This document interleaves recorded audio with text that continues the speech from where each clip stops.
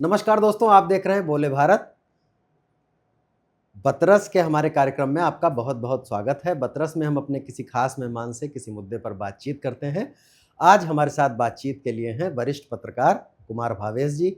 भावेश जी को पत्रकारिता का करीब 3-4 दशक से ज़्यादा का अनुभव है। देश के साथ-साथ उत्तर प्रदेश की राजनीति पर गहरी नज़र रखते हैं और दैनिक जागरण, अमर उजाला और तमाम इलेक्ट्रॉनिक मीडिया के लिए भी इन्होंने काम किया है। भावेश सर, आपका बहुत-बहुत स्वागत है बतरस में। पहला सवाल मैं ये चाहूँगा सर, ये कि नितिन नवीन का भी हालिया एक इंटरव्यू चर्चा में है जिसमें उन्होंने कहा है कि हम 2022 में भी योगी के नेतृत्व में गए थे और योगी ही चेहरा रहेंगे और 2027 में ही हम योगी के चेहरे के साथ ही जाएंगे। इससे पहले वाली अटकलबाजियाँ जो चलती रहती थी कि भारतीय जनता पार्टी नेतृत्व परिवर्तन कर सकती है या चुनाव से पहले कुछ ऐसा हो सकता है, उन पर एक तरह से कहा जाए कि विराम लग गया है। तो इसको आप किस तरह से देखते हैं कि ये महज मतलब एक सहज भाव में कह दी गई बात है या बहुत सोची समझी रणनीति है भारतीय जनता पार्टी की? नहीं, देखिए 2027 का चुनाव भारतीय जनता पार्टी के लिए उत्तर प्रदेश का खास तौर पे विधानसभा चुनाव बहुत इम्पोर्टेंट है। जी। और ऐसे में भारतीय जनता पार्टी जब तीसरी बार सत्ता हासिल करने के लिए चुनाव में जा रही है, तो ये लगभग तय था कि कोई ऐसा चेहरा होगा जो जिसके लिए बहुत आसान हो, क्योंकि 2 बार की एंटी इनकम्बेंसी काम कर रही है पीछे। आमतौर पे मानते हैं कि सरकारें जब काम करती हैं तो उससे कुछ गलतियाँ हो जाती हैं और उसका नुकसान ना हो किसी दल को, इसकी कोशिश रहती है। लेकिन इसके बावजूद माना ये जा रहा था कि योगी आदित्यनाथ भारतीय जनता पार्टी के लिए सबसे बेहतर चेहरे के तौर पे हैं। उनसे बड़ा कोई कैंडिडेट उत्तर प्रदेश में या उसके पास कोई ऐसा दिखता नहीं था, क्योंकि योगी आदित्यनाथ ने पिछले 2 कार्यकाल में जिस तरह का एक अपनी एक इमेज क्रिएट की और भारतीय जनमानस में उन्होंने एक अपनी हिंदुत्व को लेकर जो एक अलग इमेज क्रिएट की है, उन सब को मिला के एक प्रशासक के तौर पर और एक हिंदुत्व जो भारतीय जनता पार्टी की विचारधारा है और उसका एक फोकस है, उसको लेकर अगर देखा जाए तो ये तय था लगभग कि योगी आदित्यनाथ से अलग और बड़ा चेहरा कोई उनको मिल नहीं सकता। मतलब आप कह रहे हैं कि योगी नहीं तो फिर कौन? हाँ, ऐसी स्थिति थी भाजपा स्थिति के सामने। यही है कि भारतीय जनता पार्टी के भीतर या उसके इर्द-गिर्द जो चेहरे दिखाई देते हैं, उसमें उत्तर प्रदेश में योगी से बड़ा चेहरा उनके पास कोई नहीं है। और इसीलिए ये स्वाभाविक ही था कि उन्हीं को चेहरा घोषित किया जाएगा देर सवेर। लेकिन ये समझ लीजिए कि समय से पहले नितिन नवीन ने ये कह के इस पर से धूल जो जम रही थी, क्योंकि कुछ चर्चाएं चल रही थी कि अब योगी आदित्यनाथ का 2 कार्यकाल हो गया और अंदर से कुछ विद्रोह की आवाज़ें उठ रही हैं। दूसरे लोग भी नेतृत्व में आना चाहते हैं और इनको केंद्रीय नेतृत्व में इनको मौका दिया जा सकता है। उस तरह की चर्चाएं कुछ अंदर बाहर, कुछ गपशप के रूप में, कुछ कंक्रीट ऐसा चल रहा था। लेकिन उन सब को निश्चित रूप से नितिन नवीन के इस बयान से विराम लग गया है और ये क्लियर हो चुका है कि उत्तर प्रदेश में भारतीय जनता पार्टी के तारनहार के तौर पे योगी आदित्यनाथ ही रहेंगे और 27 में उनका मुकाबला विपक्ष जो इस वक्त संगठित भी है और ज़्यादा दमखम के साथ एक नए मुद्दे के साथ उनके सामने खड़ा है। तो दिलचस्प मुझे लगता है कि ये 2027 का चुनाव रहने वाला है। एक ये चीज़ बताइएगा भावेश जी कि नितिन नवीन ने बात एक इंटरव्यू में कही, उनसे पूछा गया था, कई बार ऐसे प्रश्नों से बच निकलना थोड़ा मुश्किल होता है और आप अपने मौजूदा मुख्यमंत्री के, आपको क्या लगता है कि जो वास्तविक पावर सेंटर हैं भारतीय जनता पार्टी के, अमित शाह या प्रधानमंत्री नरेंद्र मोदी की भी इसमें सहमति ही होगी? आमतौर पे योगी और मोदी के बीच में तो कोई ऐसा विरोधाभास नहीं दिखाई देता हाँ, है। मेरा मतलब वही था कि कई बार यहाँ पे लखनऊ बनाम दिल्ली की खबरें जो हम लोग पढ़ते हैं, जो अक्सर अटकलबाजी पर आधारित होती हैं, तो उसमें क्या अब जैसा भी हो लेकिन पार्टी ने रणनीति बना ली है कि योगी के चेहरे के साथ जाएँगे और इस पर अमित शाह और दिल्ली की भी सहमति है। बिल्कुल। देखिए, अब मैंने कहा कि योगी आदित्यनाथ और मोदी के बीच में कोई इस तरह का कोई कंट्रोवर्शियल रिलेशनशिप दिखाई नहीं देता है। क्योंकि आप देखिए कि योगी आदित्यनाथ जब अपने किसी भी संबोधन के लिए खड़े होते हैं तो 3 से 5 मिनट के अंदर में वो प्रधानमंत्री जी का नाम लेते हैं। लेकिन जो दूसरा व्यक्ति है अमित शाह, उससे ज़रूर ऐसा एक अंदर खाने चर्चा चलती रहती है, चूँकि योगी जी का नाम अगले प्रधानमंत्री के तौर पे भी लिया जाता है, तो जाहिर है ये अमित शाह के लिए खतरे की घंटी है। तो एक ये जो है जरूर रहता है कि योगी आदित्यनाथ और अमित शाह के बीच में सब कुछ उस तरह का सामान्य नहीं है जो ऊपर से दिखाई देता है, जो सतह पर नहीं दिखता है कुछ भी।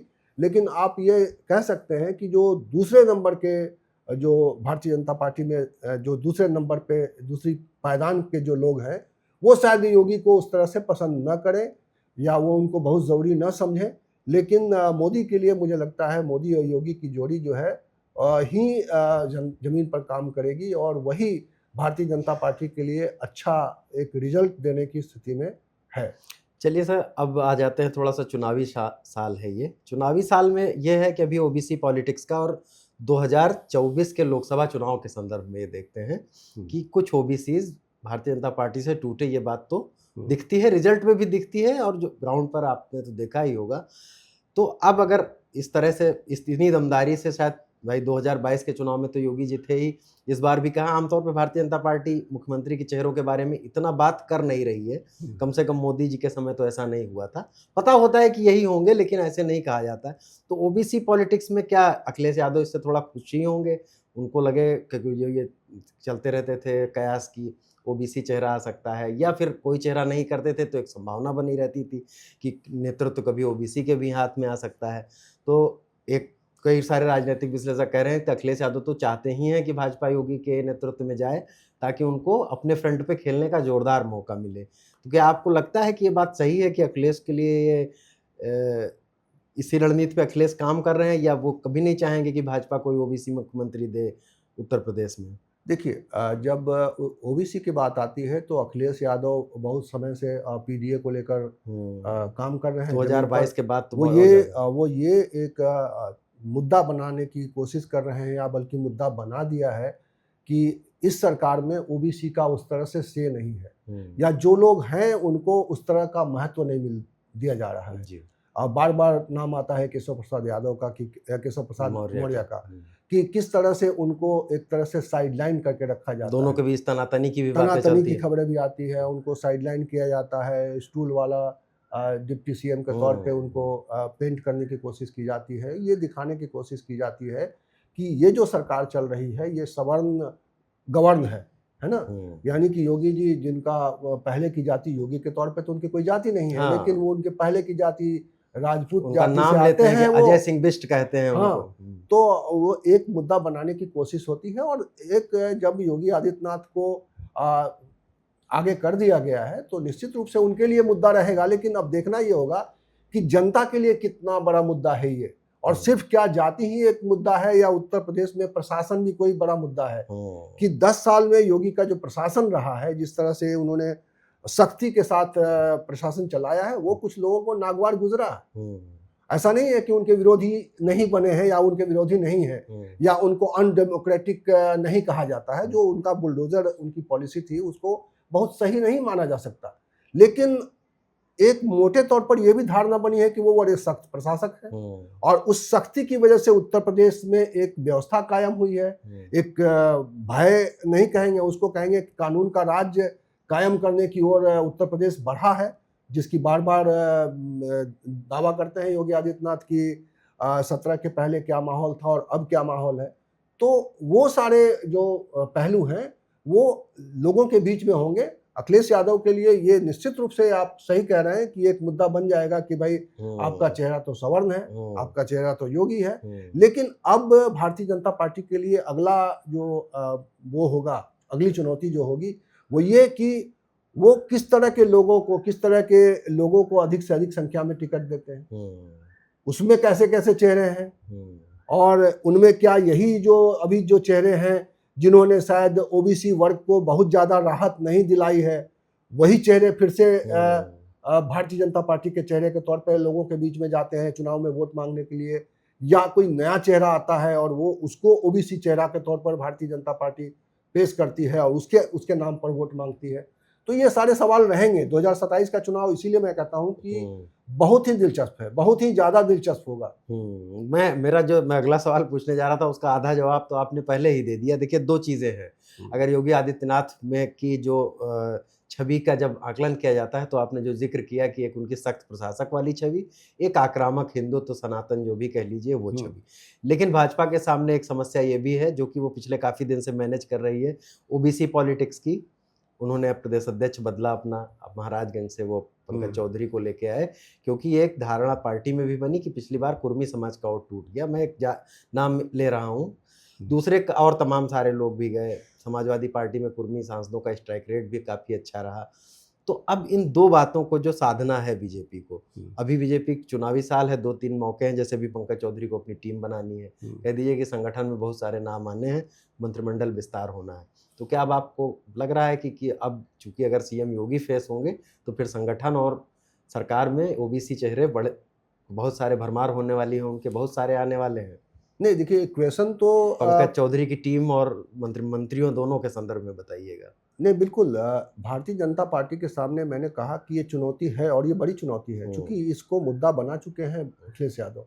और न केवल ये मुद्दा बना चुके हैं, बल्कि जनता के बीच में भी ये मुद्दा है, जिसकी वजह से आपने देखा कि 2024 का चुनाव प्रभावित हुआ। 2024 में जिस तरह के नतीजे दिए लोगों ने, वोट तो अखिलेश यादव ने नहीं किया था ना, वोट तो जनता ने किया था, उत्तर प्रदेश की जनता ने। और जो नतीजे आए वो भारतीय जनता पार्टी के लिए हैरान कर देने वाले नतीजे थे। भारतीय जनता पार्टी को उस तरह से कामयाबी नहीं मिली जो 19 में मिली थी, जो उससे पहले मिली थी। बसपा सपा गठबंधन में भी उन्हें बहुत बेहतर तो इसलिए भारतीय जनता पार्टी के लिए ये बड़ी चुनौती होगी कि वो किस तरह से अपना प्लेट सजाते हैं और ये विश्वास दिलाते हैं उत्तर प्रदेश को कि उनके साथ जो एक ये जो वर्ग है, पिछड़ा वर्ग है, जो अति पिछड़ा वर्ग है, जो दलित है, उनको सही रिप्रेजेंटेशन मिल रहा है कि नहीं, उनको वास्तविक सत्ता में हिस्सेदारी मिल रही है कि नहीं, या सिर्फ ये फोटो फेस है। ये जो अभी जो चेहरे दिखाई दे रहे हैं, इनको तो अखिलेश यादव ने या विपक्ष ने फोटो फेस साबित कर दिया है कि ये सब फोटो फेस है, ये सब जमीन पर कारगर नहीं है। काम सिर्फ योगी जी करते हैं, योगी जी की चलती है, बाकी मंत्रियों की नहीं चलती है। तो ये तो भारतीय जनता पार्टी के लिए चुनौती है कि उनको ये साबित करना पड़ेगा कि सचमुच में प्रदेश की बागडोर तो योगी आदित्यनाथ के हाथ में है, लेकिन सत्ता की हिस्सेदारी वो इन वर्गों के साथ करते हैं, उनको भी समान अवसर देते हैं, उनकी भी बातें मानी जाती हैं। ये जनता के बीच में ये विश्वास पैदा कर देना इतना आसान नहीं होगा। ये चुनौती आएगी। थोड़ा ओबीसी पॉलिटिक्स को छोड़ते हैं, योगी के चेहरे के साथ एक ये भी आती है कि अगर बीजेपी के पुराने कोर वोटर वाले में कहा चले जाए, एक समय कहा जाता था कि ब्राह्मण बनिया पार्टी है, तो अभी शंकराचार्य प्रकरण और भी तमाम सारे प्रकरण योगी जी के साथ एक चस्पा किया जाता है। हालांकि योगी हैं, और आपने कहा ही था योगी की कोई जाति नहीं होती है कि नहीं, यहाँ इसमें ठाकुरों की ज़्यादा चल रही है, और ये बार बार ये भी कयासबाजी सूत ये सब चलता रहता है कि ब्राह्मण नाराज है। तो इस क्या लगता है आपको कि ये केवल परसेप्शन है, या ग्राउंड पर कुछ ऐसा है, या कुछ इसका इलेक्टोरल फर्क पड़ेगा भी, या केवल ये सब एक विशिष्ट वर्ग कहता है जो बहुत नज़दीक होता है सत्ता के? और नहीं, जो इतनी हलचल होती है बीच बीच में, ये सब कुछ हवा में नहीं होता है। इसलिए इसको ये मान लेना कि एक वर्ग नाराज नहीं है, या पार्टी के अंदर सब कुछ ठीक चल रहा है, योगी जी के नेतृत्व को भारतीय जनता पार्टी का ऊपर से लेकर नीचे तक कैडर स्वीकार कर चुका है, ये बात भी सच्चाई नहीं है। इसमें कोई सच्चाई नहीं है कि ये जो चल रहा है सब कुछ सामान्य है। भारतीय जनता पार्टी के भीतर में जो है, जो कहा जाएगा नेतृत्व से, उसको नीचे तक स्वीकार कर लिया जाएगा। नीचे तक स्वीकार नहीं किया जाएगा, लेकिन इसको स्वीकार कराने के लिए भारतीय जनता पार्टी के सामने चैलेंजेस हैं कि इसको स्वीकार करने के लिए कार्यकर्ताओं को समझाना पड़ेगा। आपको याद होगा कि 24 के चुनाव के पहले दिल्ली से केंद्रीय मंत्री, संघ के लोग सब यहाँ बैठक कर रहे थे कि किसी तरह से योगी आदित्यनाथ और केशव प्रसाद मौर्य के बीच में मेल मिलाप हो जाए, किसी तरह से उनके बीच में एक सहमति बन जाए, उन दोनों के बीच में संवाद शुरू हो जाए। वो कराया गया, तब तो ये नतीजा था कि अखिलेश यादव के गठबंधन को एक अच्छी कामयाबी, इतनी सीटें जीत ली। तो ये चैलेंज है और ये रहेगा कि अंदर खाने बहुत सारे लोग असंतुष्ट हैं, नाराज हैं, पार्टी के भीतर भी एक कास्ट विशेष के लोग भी। और आपने सवाल उठाया ब्राह्मणों का, इस तरह की मीटिंगें हुई हैं और उनको इस बात का मलाल है कि उनकी नहीं सुनी जा रही है। और भी बहुत सारे वर्ग हैं जो इस सरकार के कामकाज से या इस सरकार की जो रणनीति है उससे बहुत खुश नहीं है और उसको उसको एडजस्ट करना, उसको चुनाव के पहले उसको आइडेंटिफाई करना और उसको रिपेयर करना, ये तो चैलेंज भारतीय जनता पार्टी के सामने है। और इस चैलेंज को वो कैसे करते हैं, या फिर वो अखिलेश यादव जो अपना नेटवर्क बना रहे हैं और जिस तरह से लोगों को कन्विंस कर रहे हैं और जिस तरह से उन्होंने 2024 में लोगों को कन्विंस कर लिया और अपने गठबंधन से एक उम्मीद जगाई कि इन लोगों को आप नेतृत्व का मौका दीजिए, तो लोगों ने बढ़ चढ़ के आपको दिल्ली में मौका दिया। इतने विधायक, इतने सांसद चुनकर तो मुलायम सिंह यादव के कार्यकाल में भी नहीं गए थे दिल्ली में समाजवादी पार्टी के सांसद तो नहीं जीते थे मुलायम सिंह के सब कुछ इतना आसान नहीं है। उत्तर प्रदेश में जो ऊपर तौर पर दिखाई देता है आपको कि भारतीय जनता पार्टी की सरकार चल रही है, योगी आदित्यनाथ बहुत मजबूत हैं, योगी आदित्यनाथ को फिर से आप मैदान में खड़ा कर रहे हैं, लेकिन स्थितियां अभी चैलेंज है भारतीय जनता पार्टी के सामने। उस चैलेंज को वो कैसे टैकल करते हैं ये देखना होगा। ये टैकल इसलिए भी इम्पोर्टेंट हो जाता है, सवाल ये है आपसे मेरा कि जो 2014 के बाद जो सोशल इंजीनियरिंग है, सामाजिक समीकरण साधने में ओम प्रकाश राजभर को लाए, संजय निषाद को लाए और बहुत माइक्रो लेवल पे जाके तो काम अमित शाह ने ही किया। और आपने भी कहा है कि कुछ तो होता ही है तभी चर्चा होती है। अमित शाह और योगी जी के बीच में अगर ये है तो ये धारणा बनी लोगों में कि अमित शाह ही जातियाँ, छोटे नेताओं को ये मैनेज करते हैं, तो ये मैनेजमेंट क्या वैसा ही असर दिखा पाएगा 17 जैसा, 22 जैसा, 14 और 19 के लोकसभा चुनाव जैसा? क्योंकि अखिलेश यादव भी अब बहुत कोशिश कर रहे हैं और 10 साल सरकार को भी हो रहे हैं, तो ओबीसी पॉलिटिक्स पर क्या मतलब बीजेपी वैसी ही पकड़ बनाए रखे पाएगी योगी के चेहरे के साथ? देखिए, मैंने कहा कि ये सब कुछ इतना आसान नहीं होगा क्योंकि विपक्ष भी जागरूक है और विपक्ष संगठित है।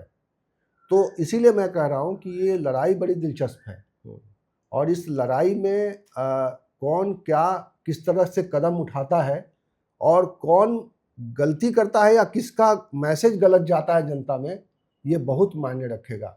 अगर अखिलेश यादव इस मुद्दे को लेकर जिस तरह से अभी तक आगे बढ़ रहे हैं, अगर उन्होंने गलती की, अगर उन्होंने टिकट बंटवारे में बहुत संतोषजनक काम नहीं किया, जिस तरह का वो एक नैरेटिव बनाने की कोशिश कर रहे हैं कि पीडीए है ना, हम इन सब के साथ हैं, वो सिर्फ यादवों के साथ नहीं है। तो ये उनके ऊपर टैग लगा। सर आपको टोकूंगा तो उन्होंने लोकसभा में तो ये मैसेज दिया केवल 5 लोग लड़े उनके परिवार के, तो ये उनके लिए अभी भी चैलेंज है। तो अगर विधानसभा में भी उन्होंने अगर कम कर दिया, अगर उन्होंने अभी भी समाजवादी पार्टी या उनका जो गठबंधन है ये मुस्लिम और यादव के बीच में खेलने की कोशिश की तो नहीं चलेगा।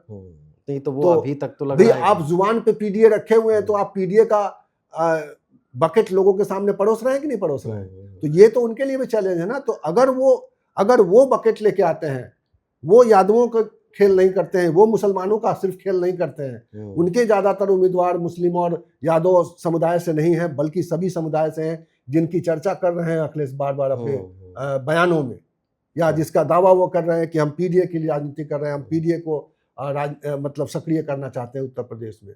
तो वो उनकी स्थिति अगर मजबूत रहेगी तो इतनी इनकी चुनौती बढ़ेगी। तो ये इसीलिए मैं इस बात को एक बार फिर कहूंगा कि ये सब कुछ नजर आएगा आने वाले 2-3-4 महीने में, धीरे धीरे जब स्थितियां क्लियर होंगी ना दोनों की। अभी तो एक क्लियर हुआ कि भाई भारतीय जनता पार्टी ने कह दिया कि इन तमाम परिस्थितियों में हम योगी ही हमारा चेहरा है, और ये उनकी ओर से मैं मानता हूँ एज ए जर्नलिस्ट और इतने इस अनुभव के साथ कि उनके लिए ये फैसला तो सही है। लेकिन क्या वो सोशल इंजीनियरिंग जो भारतीय जनता पार्टी का जो 14 के लोकसभा चुनाव में था, जो 17 के विधानसभा चुनाव में उन्होंने जिस तरह से टिकट बांटे थे, और उसके बाद के चुनावों में भारतीय जनता पार्टी ने जिस तरह से टिकट दिए या जिस तरह से गठबंधन किया, अगर वो उनकी रणनीति, उनका चाल सब कुछ ठीक रहा, उनके चेहरे अगर मजबूत चेहरे अगर वो जमीन पर उतरे, तो निश्चित रूप से ये दिलचस्प लड़ाई होगी और दिलचस्प नज़ारा होगा पूरे उत्तर प्रदेश के लिए कि वो किसको अपना नेता चुने, किसको अपना रहनुमा बनाए, किसको प्रदेश की बागडोर एक बार फिर से सौंपे। तो ये है बड़ा चैलेंज। चलिए एक सवाल आपसे और पूछूंगा सर कि ओबीसी पॉलिटिक्स की बात हो गई, योगी जी चेहरा हैं, तब आपने बताई वजहें कि क्यों बनाया है और क्या चुनौती है, क्या फ़ायदे हो सकते हैं। एक है बीएसपी भी एक फैक्टर हुआ करती थी और दलित राजनीति भी एक अपनी अहमियत रखती है। पिछले लोकसभा चुनाव में ये भी कहा जाता है कि एक संविधान बदलने वाला जो नैरेटिव चला, तो उसमें बीएसपी का कुछ वोट चला गया अखिलेश की तरफ। ये कितना सच है, क्या है, ये तो नहीं पता चल सकता, लेकिन ये नैरेटिव तो था, एंटी बीजेपी वोट हुआ वो। अभी के चुनाव में चूँकि बहन जी की फिर कोई बहुत तैयारी तो नहीं दिख रही है कि उनके काडर या उनके वोटर को ये लगे कि ये सत्ता के लिए लड़ रही हैं। तो ऐसे में जो दलित वोट है और ख़ास तौर से गैर जाटो, क्योंकि बाकी की गैर जाटो दलित जातियों ने जो ठिकाने कुछ इधर-उधर तलाश लिए हैं, ऐसा लगता है देखने पे, वो किधर जा सकता है कि सपा की तरफ या भाजपा की तरफ, या फिर वो बहन जी के साथ जैसी भी तैसी हालत में बना रहेगा? नहीं, देखिए उत्तर प्रदेश में मायावती के प्रति एक जन समर्थन रहा है और दलितों का खास तौर पर बहुत बड़ा आकर्षण रहा है। लेकिन मायावती उस समर्थन को, उनके उस भावना का कदर नहीं कर पाई। और मायावती के बारे में मेरा ये मानना है कि ये धारणा अब उनमें बन गई है कि वो भारतीय जनता पार्टी का खेल कर रही हैं। और इस चुनाव में बी टीम उन्हें कहा जा रहा है। और इस चुनाव में भी जो एक तरह से अचानक सक्रिय हुई है और उन्होंने कहा कि पूरे प्रदेश में अकेले वो चुनाव लड़ेंगी और किसी के साथ कोई गठबंधन नहीं होगा, तो धारणा यही जा रही है लोगों के बीच में और उनके बीच में, जिनके वोटों से वो प्रदेश में मुख्यमंत्री बनी या जो उनको प्रदेश की मुख्यमंत्री बनाकर अपना सपना पूरा करना चाहते थे, ऐसे वर्ग उनसे बिखर चुके हैं। और मुझे नहीं लगता है कि गैर जाटो जो है उनके साथ आएंगे। वो उनसे अब छूट चुके हैं, वो गाड़ी अब उनकी ट्रेन निकल चुकी है। अब वो देखना है कि वो उनके लिए आकर्षक मंच कौन दे रहा है। क्या भारतीय जनता पार्टी एक बार फिर से सोशल इंजीनियरिंग के नए पहलू से, नए किरदारों से सजाता है, या राजभर जैसे लोगों, संजय निषाद जैसे लोगों को ही भरोसा करके इन्हीं के साथ गेम करता है, या फिर कुछ ऐसे विश्वसनीय चेहरों को, उस वर्ग से विश्वसनीय चेहरों को आगे करके और इस चुनाव में जाता है। अदरवाइज मुझे ऐसा यकीन है कि अखिलेश यादव पिछले काफ़ी समय से वो न केवल लोहिया की राजनीति कर रहे हैं, लोहिया के सिद्धांतों की बात कर रहे हैं, बल्कि वो अंबेडकर की बात भी करते हैं, वो कांशीराम की बात भी करते हैं। तो एक बहुत बड़ा वर्ग उनके साथ जुड़ा है और जुड़ा हुआ महसूस कर रहा है। और आपने देखा होगा कि बहुत सारे जो कांशीराम के समय के काम करने वाले लोग जो मायावती की राजनीति से निराश थे, उनको भी उन्होंने अपनी पार्टी में जगह, वो सब उनके साथ आ गए। कई लोग तो सांसद हैं, आर.के. चौधरी, इटावा से जितेंद्र दोहरे सांसद हैं जो कि। तो ये जो पिछले 24 के चुनाव के बाद और 27 के चुनाव के बीच में जो ये फर्क आया है अखिलेश की राजनीति में, ये भारतीय जनता पार्टी को गहरे तरीके से उसकी रणनीति को प्रभावित कर रहा है। तो ये देखना पड़ेगा कि ये कैसे काम करता है और भारतीय जनता पार्टी इसका काट ढूंढ पाती है भी कि नहीं। तो एक काट तो लग रहा है उन्होंने ढूंढी, उन्होंने कह दिया कि योगी जी चेहरा होंगे। हाँ, अरे ये इसको आप काट या रणनीति तो उनकी है, जो भी सोच के किया होगा। हिंदुत्व एक बकेट जो है ना, एक साथ वो चाह रहे हैं कि हिंदुत्व को पसंद करने वाले लोग, जातियों के बजाय हिंदू हो जाए, सख्त राजनीति या सख्त प्रशासन को चाहने वाले सभी वर्गों के लोगों को वो आकर्षित करें योगी के जरिए। लेकिन जो आकांक्षाएं, जो महत्वाकांक्षाएं जो इन वर्गों में है, जिनको अखिलेश यादव रह कर सहलाते हैं, उनके लिए भारतीय जनता पार्टी के पास क्या उपाय है, ये देखना होगा। नहीं, लेकिन अभी अगर मतलब मैं एक नटसेल में अगर ये पूछूं कि अगर मायावती जी अक्रिय हैं या भाजपा को की बी टीम वो कही जाती हैं और उनके वर्ग में भी ये परसेप्शन बन गया है, तो उनका अक्रिय रहना किसको फायदा ज़्यादा पहुंचा देगा चुनावी, अखिलेश को या योगी जी को, या भाजपा कह लीजिए जो भी? नहीं, एक्चुअली देखिए, उनका आना मुझे लगता है कि कंफ्यूजन ही क्रिएट करेगा लोगों में, है ना। उस वर्ग में खास तौर पे कुछ वोट जो है वो उनके साथ जा सकते हैं, जो उनकी जाति के लोग हैं ना, वो वोट मायावती ले सकती हैं और उससे एक कंफ्यूजन की स्थिति पैदा होती है। तो वो नुकसान भारतीय जनता पार्टी को बहुत फायदा तो नहीं पहुंचा पाएंगी, लेकिन हाँ, अखिलेश का नुकसान वो कर पाएंगे और शायद इसीलिए उनको खड़ा भी किया जा रहा है, उनको आगे भी बढ़ाया जा रहा है। और ये जो परसेप्शन बना है कि मायावती इसलिए सक्रिय हुई है, कोई उनकी अपनी इच्छा से नहीं, ये भारतीय जनता पार्टी का कहीं ना कहीं दबाव है। ये हाथ मरोड़ के उनसे जो कुछ कराने वाली रणनीति है, इसमें अब ये सिर्फ आरोप नहीं है, हम्म, मुझे लगता है इसमें सच्चाई भी सच है है। कि आप अखिलेश का नुकसान करिए, हमारा फायदा तो अपने हाँ, आप तो ही हो वो जाएगा। कोशिश तो भारतीय जनता पार्टी की उनको खड़ा करके, उनको आगे करके, उनको अकेले चुनाव मैदान में ढकेल के कोशिश तो अखिलेश को नुकसान पहुंचाने की है।